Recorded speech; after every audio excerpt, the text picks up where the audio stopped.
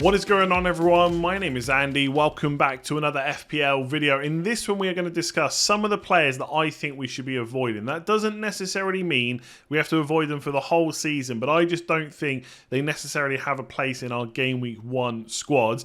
Could be for a number of reasons, right? Fixtures, opportunity cost, possibly just simply there's a better player for the same price or even less money as well. So I'm going to go through them all, give my opinions. Obviously, let me know below if you disagree or agree with any of them. If you do enjoy it, please do give it a like and hit that subscribe button. Let's hit 300k before Game Week 1. Otherwise, let's jump into it. So I'm going to start off with Kevin De Bruyne, but I want to acknowledge a few things first so you don't think I'm completely crazy for putting him on this list, right? He is a brilliant player in real life. He's one of the best midfielders, if not the best midfielder in the league. He's exceptional for FPL as well. 6.5 points per game was really good last year. His expected goal numbers are pretty good. His expected assist numbers are good, as you'd expect as well. And the fixtures are also pretty decent. So I expect him to get quite a few FPL points again this season. And I'm sure his points per match will be pretty decent as well. But the only question is he the best use of £12 million versus the other premium players that we've got? Now, to be fair, he got a hell of a lot of goals last year, 15, which is his highest title in a Man City shirt, right? So that was good, and it came from 2,196 minutes. So that is promising, but the way I like to look at it, kind of more from a kind of prediction point of view, is to use expected data, which I don't think is everyone's cup of tea. I get that, but just hear me out, right? So these are the other premium attackers. I know they're not all the same price. Salah, for example, is more expensive. Son is the same, and Kane and Haaland are cheaper. But what you're seeing on screen is their expected goal number on the left, added together with their expected assist number to give an overall expected goal involvement number.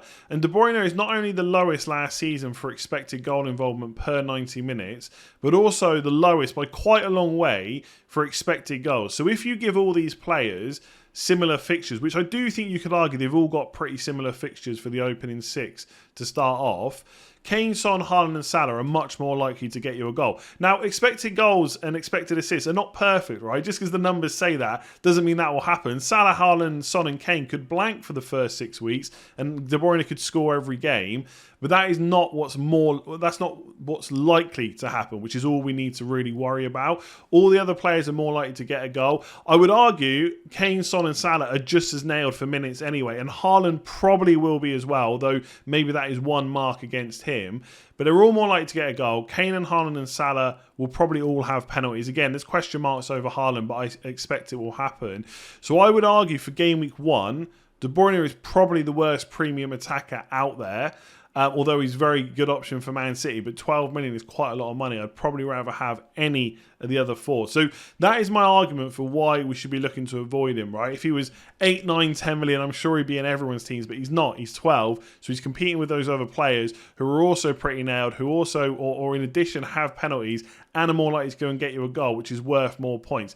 I will just counter that slightly by saying De Bruyne is very good for bonus. So if he gets an assist, you would usually expect him to maybe get an extra point or 2 from the bonus point system, but I just don't think it's enough to compete with those other players from Game Week 1. So this is obviously an early look at players to avoid, but I don't think, unless anything major happens in pre-season to sway my thoughts, I'm going to change my mind on this. I just don't think that Darwin Nunez, and I'm not sure if you're supposed to say Darwin or Nunez, but there we go, I'll figure it out during pre-season. He's going to make it into our Game Week 1 squads. He's already owned by 15.8%. I mean, potentially a £9 million Liverpool forward could be extremely good value, but I just don't know what to think about his minutes right now. I know a lot of people put price tags in terms of how many minutes they're going to get, right? So he was extremely expensive, therefore you think he's just going to slot straight in. But Salah is definitely going to take up one of the spots, and Luis Diaz played extremely well last year, and I just don't know how many minutes Jota and Firmino are going to keep missing out every single week. And the thing with Liverpool players is as well, and again, like, injuries might sway, right? If they get a few injuries in that front 3, and suddenly, you know, 3 of them are going to play most weeks, that's completely different. That could happen in pre-season. Robertson got injured last year, and that meant Tsimikas was an option, for example.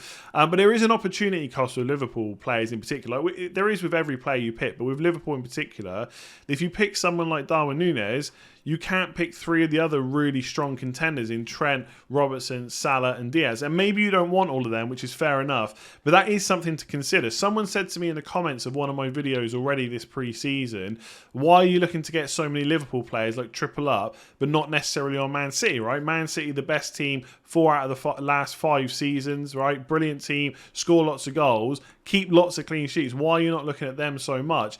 The thing with Liverpool is you've got those consistent players, you've got those consistent starters in Trent, in Robertson and in Salah. You don't have that necessarily with Man City. And like I've just explained, De Bruyne might be fairly consistent, but I don't think he's anywhere near as good of an FPL option, right? So that's why I really worry about picking slightly different Liverpool players. And even if you forget about the 3 main ones, right, Trent, Robertson and Salah, you've still got even Luis Diaz, who's $1 million cheaper than NUNEZ, right? Takes up a midfield spot, and arguably he's already integrated in the team. He's probably going to be just as good for minutes early on, and I just worry about slight rotation there, that if NUNEZ doesn't hit the ground running, if Klopp wants Firmino to get some time, Jota can obviously play as well, he's just not going to be worth that 9 million straight away. So again, pre-season might change my thoughts, but early on I think he's probably one to avoid and possibly one to get later on.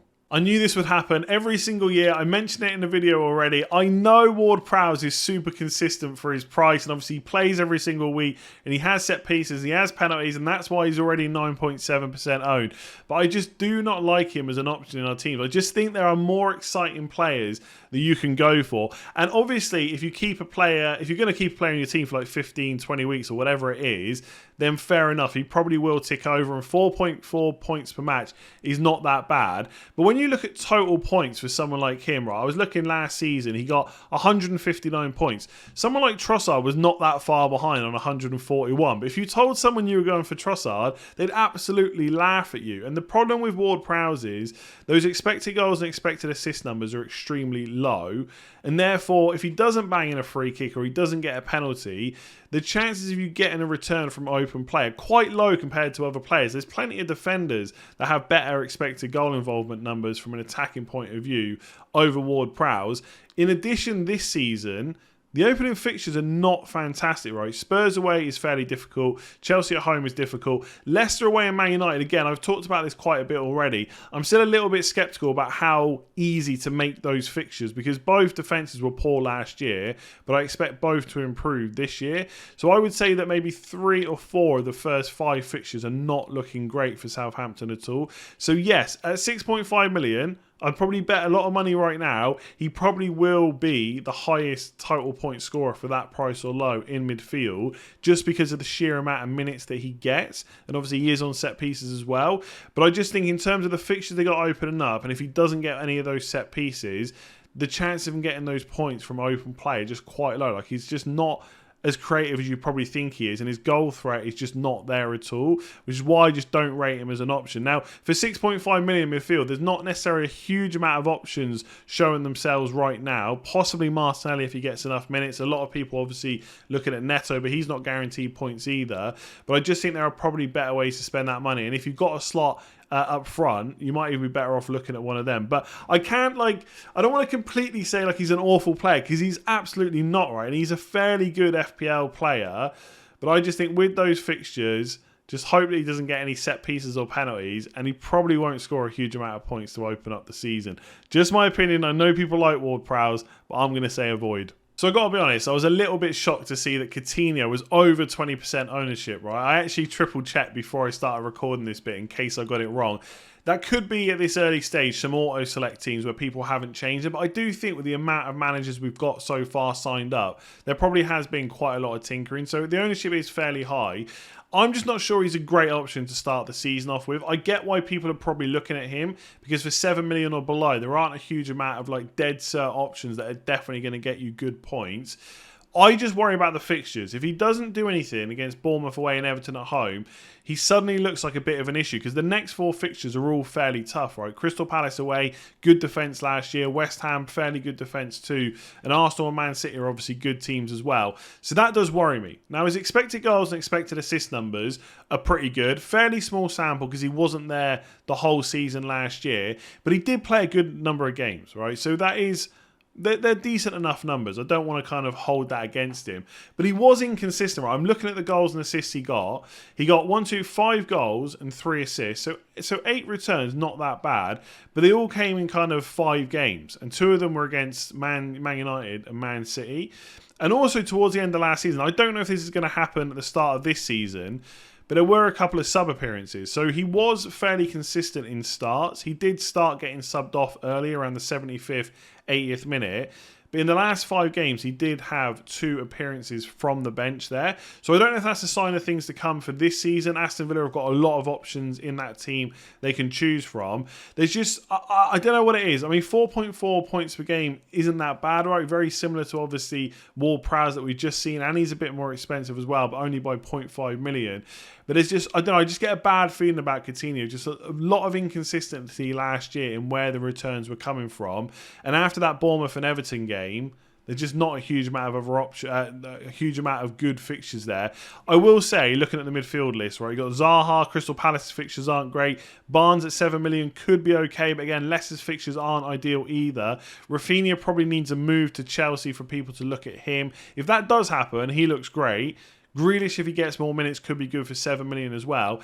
After that, you're going down, like Trossard, WARD-PROWSE, Rashford, Neto, Martinelli. None of them are kind of guaranteed, you know, returners of points, or guaranteed minutes or anything like that. So I can see why people are looking at Coutinho, but I would say, if you've got him and a 4.5 million forward, I think you flip it. I think you go 4.5 million midfielder and maybe look to get someone like Tony in instead, right? That's what I'm saying right here. For FPL, Tony better than Coutinho. At least that's what I'm feeling right now. So yeah, let me know. If you've got Coutinho, let me know why. Do you think he's going to continue to get good starts, good minutes, etc.? What happens if he blanks against Bournemouth and Everton? I just think after that, the fixtures just get a lot worse, and I'm not sure you'd want him in your team at that point. So I'm just hating on Liverpool in this video, right? I've done Darwin Núñez as an avoid. Now I'm talking about ALISSON as well. And it's a tricky one because I don't think he's like this awful option whatsoever. And I do like what FPL have done with goalkeepers. And last year, 176 points, 4.9 points per match, extremely consistent, obviously nailed on, going to start all Liverpool games, and 5.5 million is quite cheap. It's cheaper than Van Dijk, it's cheaper than Matip. It's a good way into clean sheets for Liverpool. I do think with goalkeepers, sometimes it's a bit like psychological, and there is obviously an opportunity cost again, a bit like you go for any other kind of Liverpool attacker that's not Salah, that you can't easily switch to get like a Robertson or a Diaz or whichever Liverpool attacker becomes nailed on at some point, maybe through injuries. I guess on the flip side, if Darwin Núñez or Jota or someone like that through injuries is suddenly nailed, it's probably worth even taking a hit to get rid of ALISSON. But I know what the kind of psychology is of FPL managers. They don't like making goalkeeper transfers, and so they'll probably feel like they just have to stick with ALISSON when there's possibly better options elsewhere. And I do just think, if you spend 0.5 million less or $1 million less on your goalkeeper, yes, they're not going to get as many points, but I think the difference in points is less than what that million can do for you elsewhere. So again, I think Alisson Becker will be right up there for goalkeeper points come the end of the season, and I'm sure for points per million he will be pretty good, but I just think I would want 3 other Liverpool players instead of him. Right? Trent and Robertson can just be so explosive on their day. We need Salah. I just think there's better options for Liverpool. They are the best team for FPL for all the reasons I said earlier. I'd love to have 4 or 5 of them in the team, but we can't do it, which is why I would probably avoid Alisson from the off. That's what I'll be doing. What will you be doing? Let me know in the comments below. So Calvert-Lewin isn't highly owned, but I wanted to put him in this video and talk about him anyway, because I do think they got his price wrong, and I think when you think a player is overpriced, that probably indicates you maybe should look to avoid him. Now, Everton obviously struggled last year, fighting for relegation. They got the new manager in Lampard in during the season as well, and Calvert-Lewin was injured for a lot of it, so maybe that didn't help, but they have also now lost Richarlison. That is not going to help Everton in any way. We'll have to wait and see if they replace him. I'm not sure if that will happen. Chelsea at home is also not a great fixture to open up, although the next 4 aren't too bad. I just worry about Everton. I just don't know what they're going to do this season, and that does worry me a bit. And also, if you're looking at £8 million forwards, there are other options. I spoke about Havertz potentially in my value video yesterday if he's Chelsea's number 9. The obvious one is Jesus as well. For the same money, Arsenal, a better attacking team. Jesus, you know his underlying minutes, expected goals and expected assists combined are better than Calvert-Lewin. He is going to be the number 9 there. He's going to play regular minutes. He is, like on paper, a much better option than Calvert-Lewin for 8 million. I know why they priced him like that. Like, he can deliver the goods at that money.